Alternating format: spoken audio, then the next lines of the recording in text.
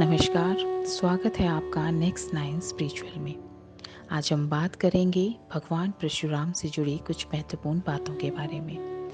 Video को शुरू करने से पहले यदि आपने हमारे चैनल को सब्सक्राइब नहीं किया है तो इसे सब्सक्राइब कर लें और नीचे दिए गए बेल आइकन को दबा दें ताकि हम आप तक इसी तरह की महत्वपूर्ण जानकारियाँ पहुँचा सकें। भगवान परशुराम अमर हैं। जानेंगे आज उनसे जुड़ी हुई 10 महत्वपूर्ण बातें। इन रोचक तथ्यों को हर इंसान को जानना चाहिए।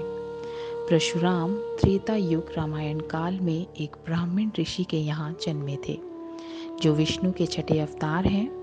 पौराणिक वृतांतों के अनुसार उनका जन्म महर्षि भृगु के पुत्र महर्षि जमदग्नि द्वारा संपन्न पुत्रेष्टि यज्ञ से प्रसन्न देवराज इंद्र के वरदान स्वरूप पत्नी रेणुका के गर्भ से वैशाख शुक्ल तृतीया को मध्य प्रदेश के इंदौर जिला में ग्राम मानपुर के जानापाव पर्वत में हुआ था।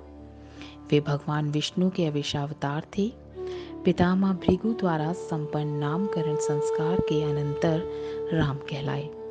वे जमदग्नि का पुत्र होने के कारण जामदग्न्य और शिवजी द्वारा प्रदत्त परशु धारण किए रहने के कारण वे परशुराम कहलाए। आरंभिक शिक्षा महर्षि विश्वामित्र एवं ऋचिक के आश्रम में प्राप्त होने के साथ ही महर्षि ऋचिक से शरडांग नामक दिव्य वैष्णव धनुष और ब्रह्मऋषि कश्यप से विधिवत अविनाशी वैष्णव मंत्र प्राप्त हुआ। तदंतर कैलाश गिरिशृंग पर स्थित भगवान शंकर के आश्रम में विद्या प्राप्त कर विशिष्ट दिव्यास्त्र विद्युधभी नामक परशु प्राप्त किया।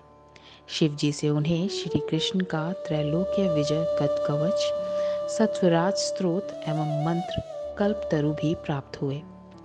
चक्रतीर्थ में किए कठिन तप से प्रसन्न हो भगवान विष्णु ने उन्हें त्रेता में राम अवतार होने पर तेजोहरण के उपरांत कल्पांत पर्यंत तपस्यारत भूलोक पर रहने का वरदान दिया। वे शस्त्र विद्या के महान गुरु थे। उन्होंने भीष्म, द्रोण व कर्ण को शस्त्र विद्या प्रदान की थी। वे पुरुषों के लिए आजीवन एक पत्नी व्रत के पक्षधर थे। उन्होंने अत्रि की पत्नी अनसुईया, अगस्त्य की पत्नी लोपामुद्रा व अपने प्रिय शिष्य अकृतवर्ण के सहयोग से विराट नारी जागृति अभियान का संचालन भी किया था। अवशेष कार्यों में कल्कि अवतार होने पर उनका गुरुपद ग्रहण कर उन्हें शस्त्र विद्या प्रदान करना भी बताया गया है। भगवान परशुराम हिंदू पांचांग के अनुसार वैशाख मास के शुक्ल पक्ष की तृतीया तिथि को भगवान परशुराम की जयंती मनाई जाती है। धर्म ग्रंथों के अनुसार इसी दिन भगवान विष्णु के अविष्टावतार परशुराम का जन्म हुआ था। आज हम आपको भगवान परशुराम से संबंधित कुछ महत्वपूर्ण बातें बता रहे हैं, जो इस प्रकार हैं। पहला तथ्य, अमर हैं परशुराम। हिंदू धर्म ग्रंथों में कुछ महापुरुषों का वर्णन है जिन्हें आज भी अमर माना जाता है। इन्हें अष्ट चिरंजीवी भी कहा जाता है। इनमें से एक भगवान विष्णु के अविशावतार परशुराम भी हैं। ऐसा कहा जाता है कि अमर हैं परशुराम और उनके साथ साथ अश्वत्थामा, राजा बलि, महर्षि वेदव्यास, हनुमान, विभीषण, कृपाचार्य तथा ऋषि मार्कंडे भी अमर हैं। ऐसी मान्यता है कि भगवान परशुराम वर्तमान समय में भी कहीं तपस्या में लीन है। दूसरा तथ्य, ऐसे हुआ भगवान परशुराम का जन्म। महर्षि भृगु के पुत्र ऋचिक का विवाह राजा गाधी की पुत्री सत्यवती से हुआ था। विवाह के बाद सत्यवती ने अपने ससुर महर्षि भृगु से अपने व अपनी माता के लिए पुत्र की याचना की। तब महर्षि भृगु ने सत्यवती को 2 फल दिए और कहा कि ऋतु स्नान के बाद तुम गूलर के वृक्ष का तथा तुम्हारी माता पीपल के वृक्ष का आलिंगन करने के बाद ये फल खा लेना। किंतु सत्यवती व उनकी माँ ने भूलवश इस काम में गलती कर दी। यह बात महर्षि भृगु को पता चल गई। तब उन्होंने सत्यवती से कहा कि तूने गलत वृक्ष का आलिंगन किया है, इसलिए तेरा पुत्र ब्राह्मण होने पर भी क्षत्रिय गुणों वाला रहेगा और तेरी माता का पुत्र क्षत्रिय होने पर भी ब्राह्मणों की तरह आचरण करेगा। तब सत्यवती ने महर्षि भृगु से प्रार्थना की कि मेरा पुत्र क्षत्रिय गुणों वाला भले ही हो, पर मेरा पौत्र ऐसा हो। महर्षि भृगु ने कहा कि ऐसा ही होगा। कुछ समय बाद जमदग्नि मुनि ने सत्यवती के गर्भ से जन्म लिया। इनका आचरण ऋषियों के समान ही था। इनका विवाह रेणुका से हुआ। मुनि जमदग्नि के 4 पुत्र हुए, उनमें से परशुराम चौथे थे। इस प्रकार एक भूल के कारण भगवान परशुराम का स्वभाव क्षत्रियों के समान था। तीसरा तथ्य, क्यों किया माता का वध। एक बार परशुराम की माता रेणुका स्नान करके आश्रम लौट रही थी।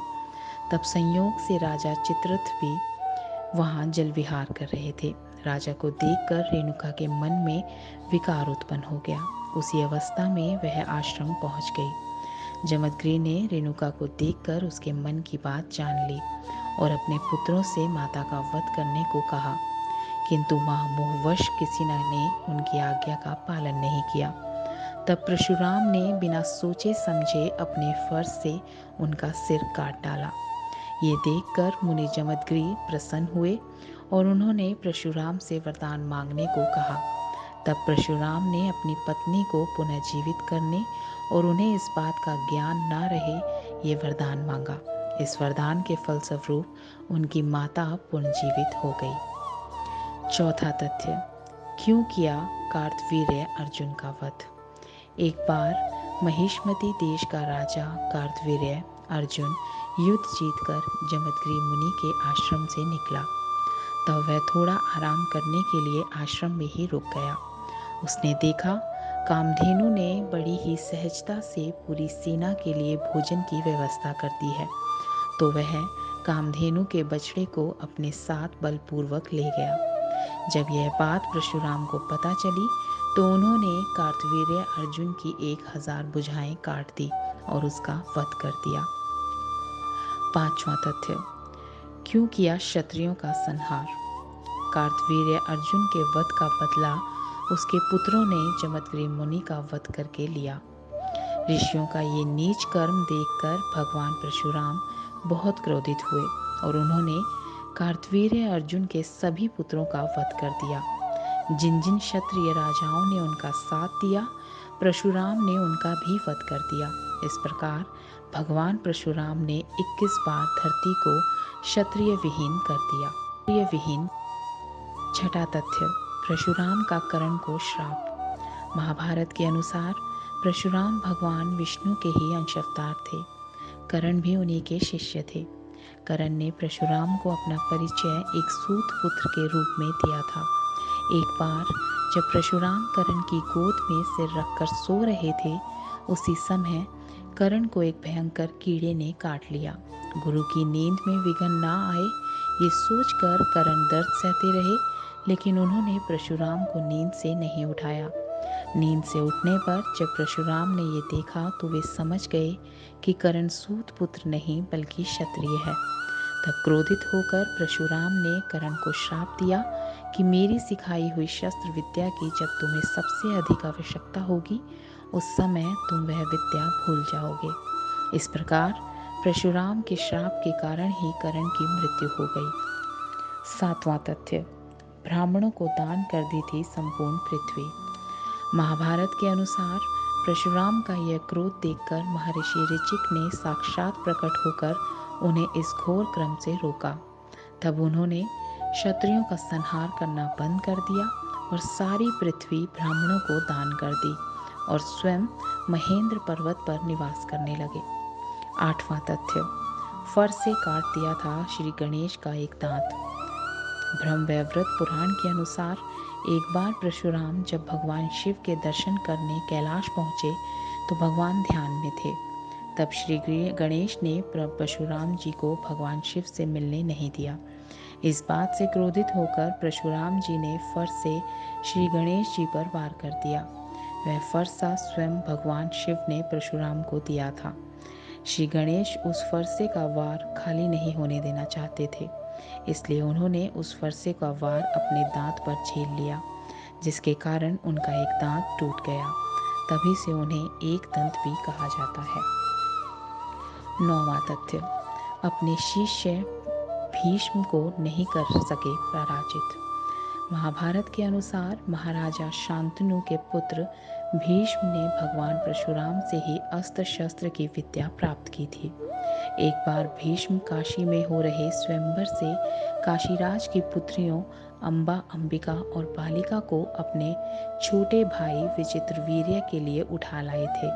तब अम्बा ने भीष्म को बताया कि वह मन ही मन किसी और को अपना पति मान चुकी है। तब भीष्म ने उसे ससम्मान छोड़ दिया, लेकिन हरण कर लिए जाने पर उसने अम्बा को अस्वीकार कर दिया। तब अम्बा भीष्म के गुरु परशुराम के पास पहुंची और उन्हें अपनी व्यथा सुनाई। अम्बा की बात सुनकर भगवान परशुराम ने भीष्म को उससे विवाह करने के लिए कहा, लेकिन ब्रह्मचारी होने के कारण भीष्म ने ऐसा करने से इनकार कर दिया।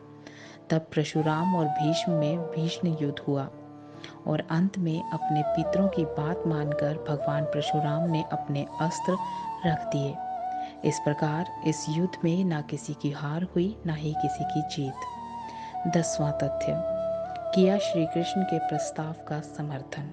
भगवान महाभारत के युद्ध से पहले जब भगवान श्री कृष्ण संधि का प्रस्ताव लेकर धृतराष्ट्र के पास गए थे, उस समय श्री कृष्ण की बात सुनने के लिए भगवान परशुराम भी उस सभा में उपस्थित थे।